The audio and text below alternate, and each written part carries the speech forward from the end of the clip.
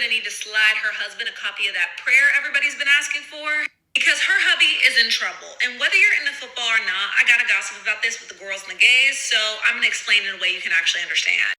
Let me take you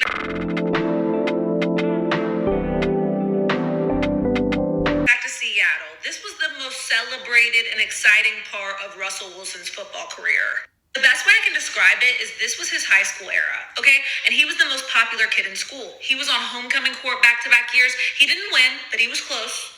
Everybody knew who he was. He was the face of the franchise. He was super talented. He was also just a really nice and likable guy. It's giving class president, captain, and quarterback of the football team. Then things start getting dicey. You know, you can't stay in high school forever. And even though publicly he was saying, I love it here, I want to stay in Seattle, privately, he was starting to disconnect from his team. You see, Russell Wilson wanted more of a say in the play calling and the personnel on the team, and that led him to have a disconnect with his coach. It's kind of like when a high school kid starts wanting to graduate and get more independence, but your mom's like, you're not ready for all that yet. And you're like, well, guess what? I'm going off to college and I'm leaving your ass. In a blockbuster trade, he ends up signing with the Denver Broncos, and they pay him. So imagine a kid from high school graduates and goes off and gets a huge NIL deal with a huge school, and he thinks he's the man. And his college era is a huge disappointment. I mean, the leadership isn't giving, the play on the field isn't giving, and he's acting like a diva because, again, they give him this big NIL deal. They give him all this money, all this attention. He's with Ciara. And he starts making demands like wanting his own parking spot and his own private office away from the team and the locker room. It's kind of like his entire friend group goes out to the club with him and he decides to get his own private section and not let any of them in. Then, Russell Wilson ends up getting benched by the Broncos for the last 2 games of the season over a contract dispute. So think of it like this. You decide you want to divorce your man, so you serve him with the divorce papers, but he refuses to sign them, even though he doesn't even want you. He's exploring his options, figuring out, will other bitches want to date me when I leave this marriage? How can I get out of this without having to pay her a shit ton? How can I get out of this marriage without it screwing me over? Then he looks at you and decides, I hate this woman so much, I'm just going to pay her to leave. She can take it all. The house, the car, the kids, everything, even the dog. Then the New York Giants end up signing Russell Wilson to a 1-year deal. It's kind of like the ugliest guy in your city being like, I'll date you. And you being so desperate, you're like, okay, please just give me a year. I'll show you. I promise. I'm a good girlfriend. But with Russell Wilson as the starting quarterback, they have struggled. They're 0-3. You see that 3 on his jersey? That's how many games they've lost.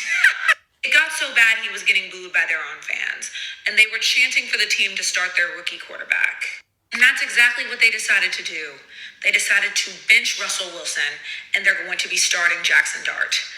They got a new bitch, a younger model. You hate to see. Wow. Interesting. I think the world of the sports is really, it doesn't have mercy, and I think I don't have much to say on this point.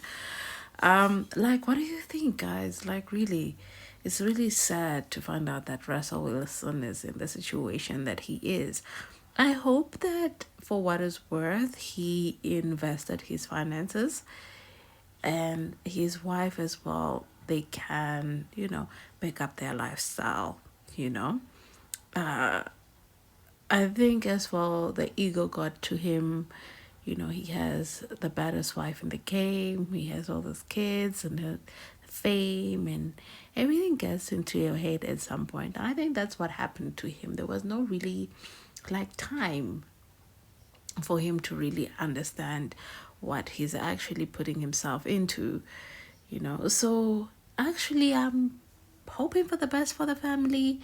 I really hope they bounce back and Ciara can hold her man down in this time of the season where the Wilsons are going through whatever they're going through. And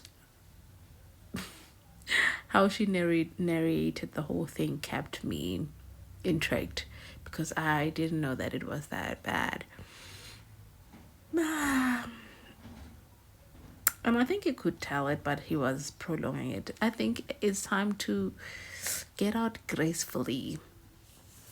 Just retire gracefully and just, get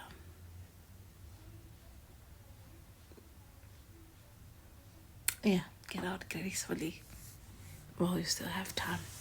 But anyways, if you have anything to add, guys, let me know. I'm out. But yeah, interesting.